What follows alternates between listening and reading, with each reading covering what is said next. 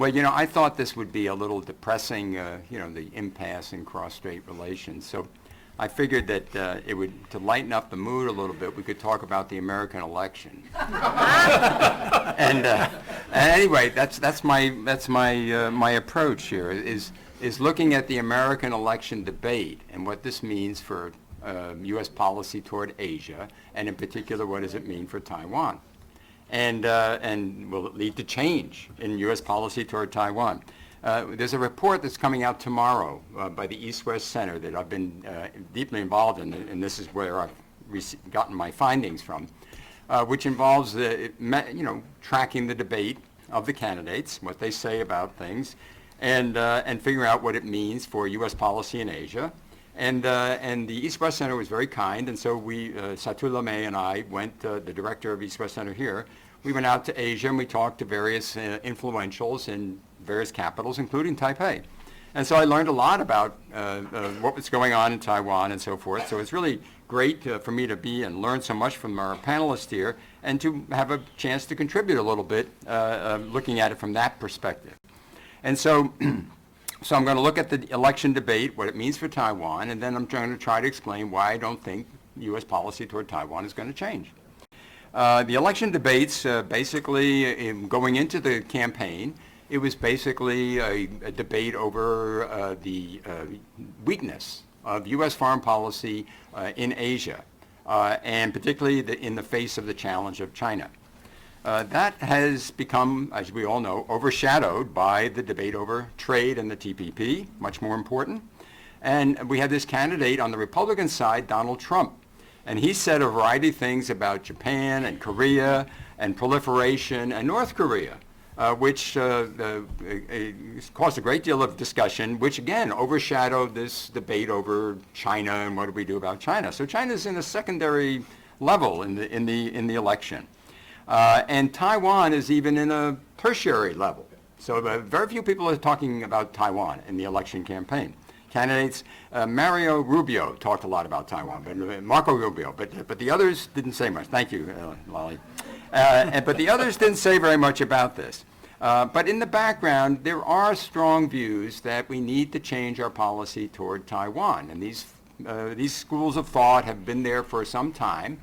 And with the change in the from the Ma to the Tsai government and the U.S. election, perhaps they will have some traction. They want to treat Taiwan for its own sake, not to make it so contingent on U.S. policy toward the PRC. And so will this lead to change? So we need to watch this, and I'm watching it carefully. And Hillary Clinton, of course, as Professor Lampton indicated, there's a lot of tension and toughness in America's attitude toward a toughening in American attitude toward China, and Hillary Clinton has a whole series of issues that she has with the Chinese in her campaign rhetoric. But her very senior aide, Jake Sullivan, said about 3 weeks ago there will be no change in Taiwan policy.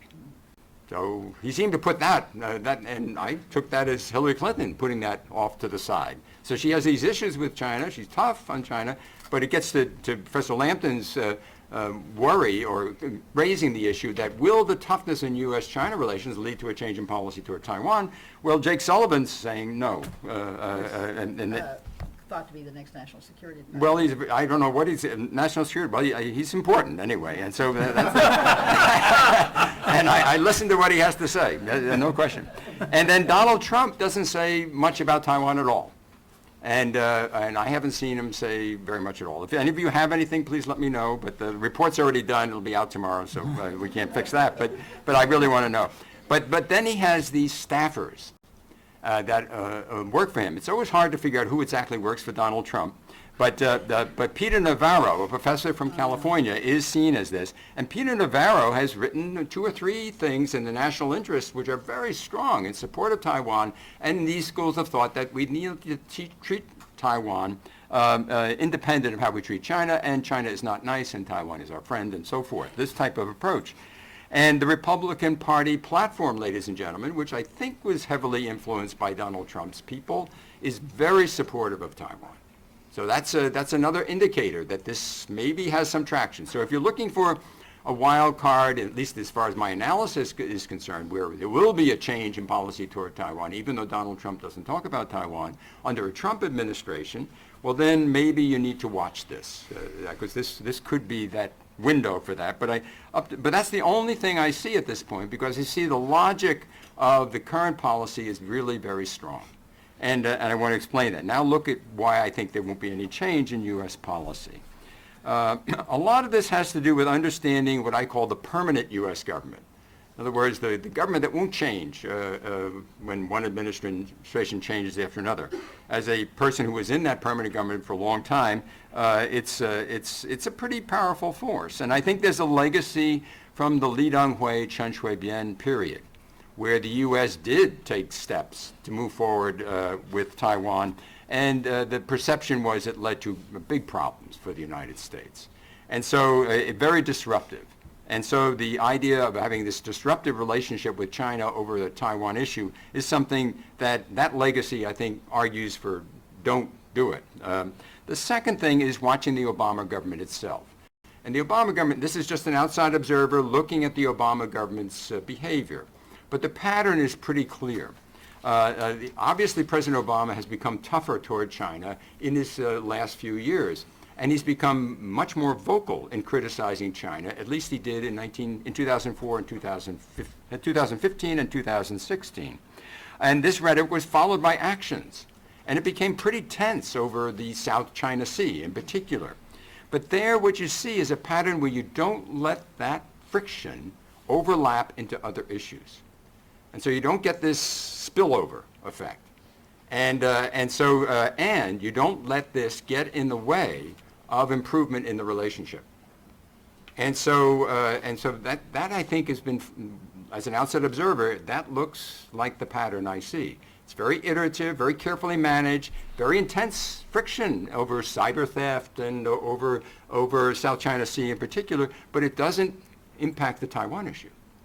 So Mr. Obama, at least, has set the pattern that is being followed by the American government, that a friction with China on various issues isn't going to spill over into other issues.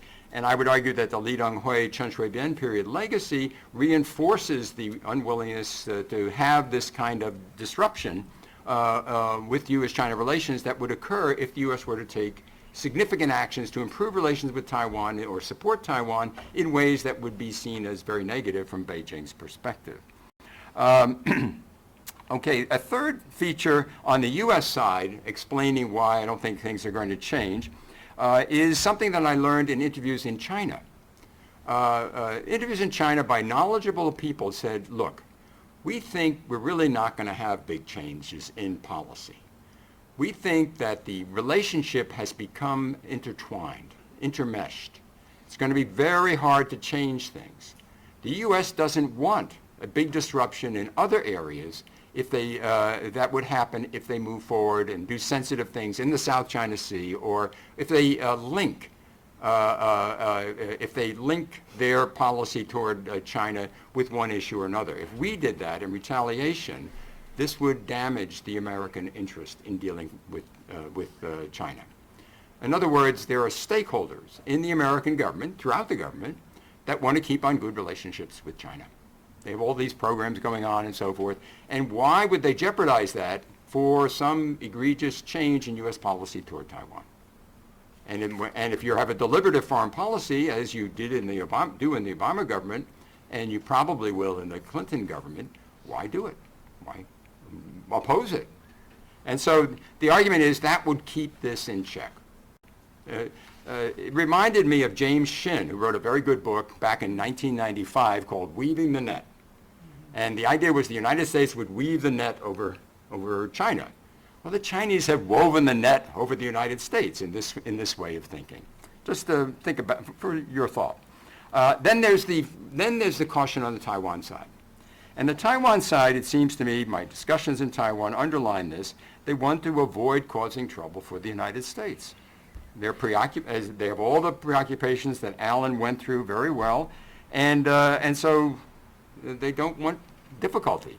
So, for example, this issue on the tribunal ruling of July 12th on the South China Sea really caused angst in Taipei. You know, tremendous. How did we keep on good terms with the United States, avoid offending Beijing? And it was they came up with their solution, and it was okay. But they obviously are working really hard not to do things that would cause friction with the United States over China policy. Many in Taiwan are worried about Donald Trump and what he might do with Taiwan once he gets into his proposed negotiations with Beijing, because they figure Beijing will raise the Taiwan issue in those negotiations, and they worry, as some put it, will Taiwan be the price to pay, once again, to have good relations with China? They also worry about Mr. Trump's attitudes toward Japan, and they need that alliance, the U.S. alliance with Japan, for their sense of security. Now, some in Taiwan think a more tense U.S.-China relationship might provide opportunities for Taiwan, but many think that's really not good for Taiwan. On the TPP, they're anxious about moving ahead with that if they can, but obviously TPP is uncertain and China's position is uncertain. And then there is this little glimmer of the Trump staff and Mr. Navarro, who visited Taiwan around the time that soon before we were there in July, I guess it was, and he was there a little earlier. And they were very pleased with the visit. And this was nice. And then, of course, he wrote these things about very supportive of Taiwan. So again, that's the wild card. I mean, that could change in my judgment. But as I look out, I see all these reasons for the Taiwan side to be cautious, for the U.S. side to be cautious, and evidence already, and that the suggesting from the election debate that it's not a big issue for change, suggesting to me that we're going to continue to have some sort of form of policy where the U.S. won't take any big step that would upset the relationship with China for the sake of improving relations with Taiwan. Thank you. Thank you, Bob. That was great.